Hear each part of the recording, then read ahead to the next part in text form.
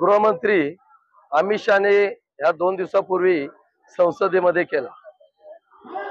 आंबेडकर आंबेडकर आंबेडकर या नावाची एलर्जी जी आहे ती RSSच्या संकल्पनेतून आणि बीजेपीच्या मांडणीतून काल संसदेमध्ये दिसली।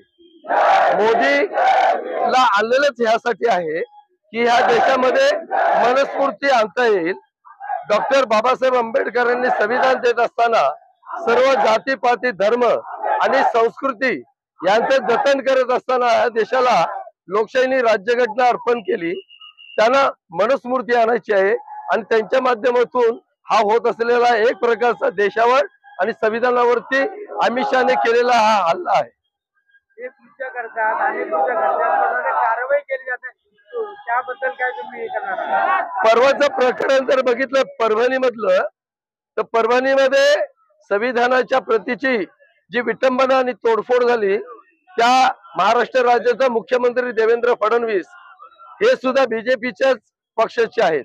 त्यामुळे ह्या ठिकाणी जर मुख्यमंत्री बीजेपीचा असून तिथे कारवाई संविधान प्रेमींवरती जर होत असेल तर अमित शहा गृहमंत्री आहे, मोदी हा त्यांचा नेता आहे, कारवाई करणार कोण?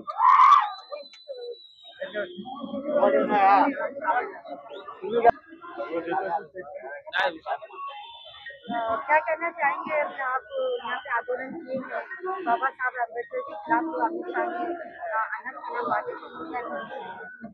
देश में संविधान RSS और बीजेपी को मान्य नहीं, देश की राज्य घटना RSS और बीजेपी को मान्य नहीं, देश का लोकशाही जो है वो RSS और बीजेपी को मान्य नहीं।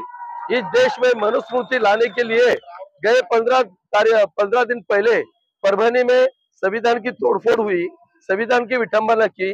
संसद में गृह मंत्री अमित शाह बाबा साहब के नाम पे जो बात किया वो अत्यंत गाढ़वपना जिसको बोलते हैं, इस देश का गृह मंत्री गाढ़व है ऐसा मुझे इधर कहना है।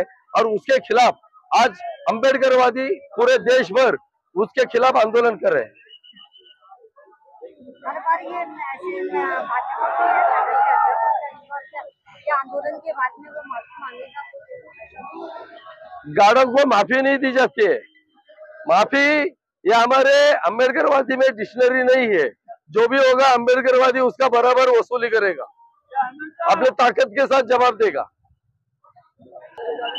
ये आंदोलन जो इस देश का गृह मंत्री